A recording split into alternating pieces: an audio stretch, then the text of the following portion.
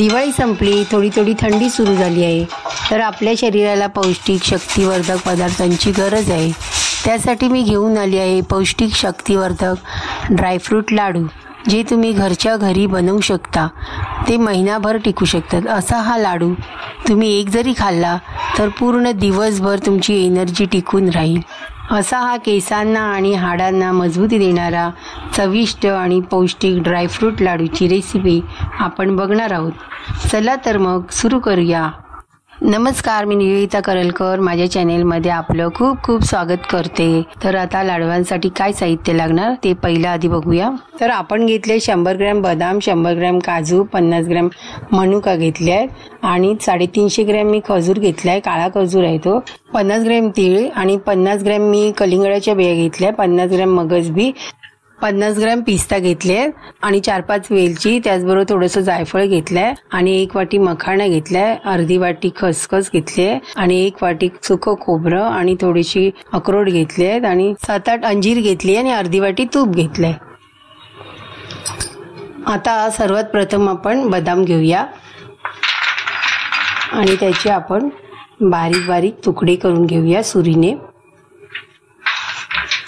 हे बघा, अशा प्रकारे आपण हे सर्व बदाम कापून घेऊया आणि जास्त बारीक करायचे नाही किंवा जास्त मोठे पण नाही करायचे। त्यानंतर आपण काजू घेऊया आणि काजूचे पण आपण मीडियम साईज घेऊन असे मीडियम साईजचे आपण तुकडे करून घेऊया। आता मी कसे करते, मीडियम असं बारीक करते, एकदम बारीक नाही करायचे आणि पूड पण करायची नाही। बारीक पूड केल्यामुळे आपल्याला प्रत्येक पदार्थाची चव लागणार नाही, म्हणजे कसं हे दाताखाली आले की छान वाटतं खायला। आता हे मी जे अंजीर करते त्याचे पण असे क्यूबसारखे बारीक तुकडे मी कापून घेते, अशा प्रकारे कापून घ्यायचे। आता हे कापून झाल्यावर मी वाटीत भरते ते, त्याच्यानंतर आपल्याला ते तुपावर फ्राय करायचे। आणि आता हे पिस्त्याचे पण असे मीडियम मी बारीक तुकडे करून घेतलेले आहेत, हे बघा। आणि आता अक्रोडचे पण आता मीडियम तुकडे करून घेते मी।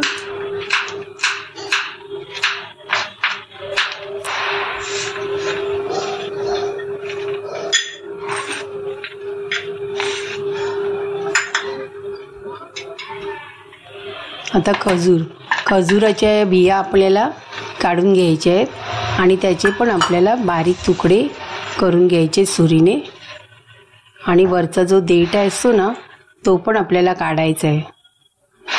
आणि आता आपण याच्यामध्ये गुळ किंवा साखर काहीच घालणार नाही लाडवामध्ये, शुगर फ्री लाडू आहे ते, हे मधुमेही सुद्धा खाऊ शकतात, अशा प्रकारचे हे लाडू आहेत। या लाडवामध्ये ह्या खजुरामुळे गोडवा येतो, तर या लाडवामध्ये आपल्याला साखर किंवा शुगर फ्री किंवा गूळ काही घालायची गरज नाही। तर हे खजूर बाइंडिंगचं छान काम करतात आणि त्याच्यामुळे लाडू बांधले जातात, त्यामुळे इतर आपल्याला पीठ वगैरे घालायची काहीच गरज भासत नाही। तर आता आपल्याला ही वेलची सोलून आपल्याला खलबत्त्यात कुटून घ्यायची आहे। ती वेलची कुटून घेतली आणि आपल्याला थोडंसं जायफळ सुद्धा किसून घ्यावं लागणार। आता मी पॅन गरम करायला ठेवला आहे गॅसवर, त्याच्यावर 2 चमचे 1 चमचाच तूप टाकलं आहे आणि त्याच्यावर मी हे बदाम परतून घेते।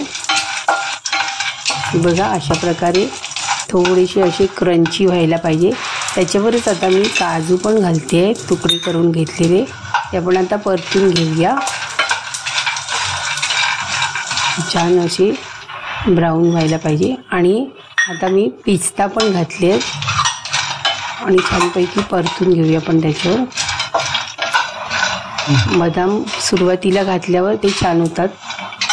हे ड्रायफ्रूट आपण भाजून घेतल्यामुळे लाडू जास्त दिवस टिकतात, म्हणून हे पदार्थ आपल्याला तुपावर चांगले भाजून घ्यायला पाहिजे।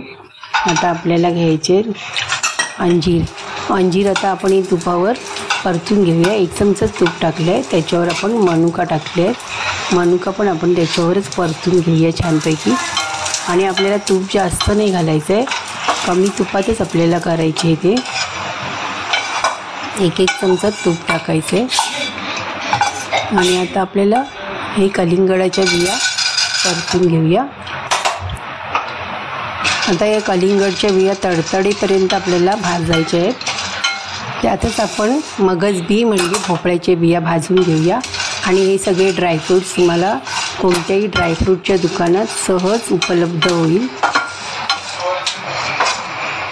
आणि आता हे छानपैकी तडतडले आहेत बिया, आपण त्या आता काढून घेऊया. आणि आता आपण खसखस भाजूया. खसखस असं सुक्कच भाजायचं, तूप नाही घातलं तरी चालेल. आणि खसखस तडतडीपर्यंत भाजायचं आहे बारीक गॅसवर. आणि आता आपण ते खसखस काढून घेऊया. आता आपण तीळ घालूया. तीळ पण असंच आपण बारीक गॅसवर परतून घेऊया. आणि तीळ फुटायला लागली की आवाज येतो तडतडण्याचा, तेव्हा आपण ते काढून घेऊया.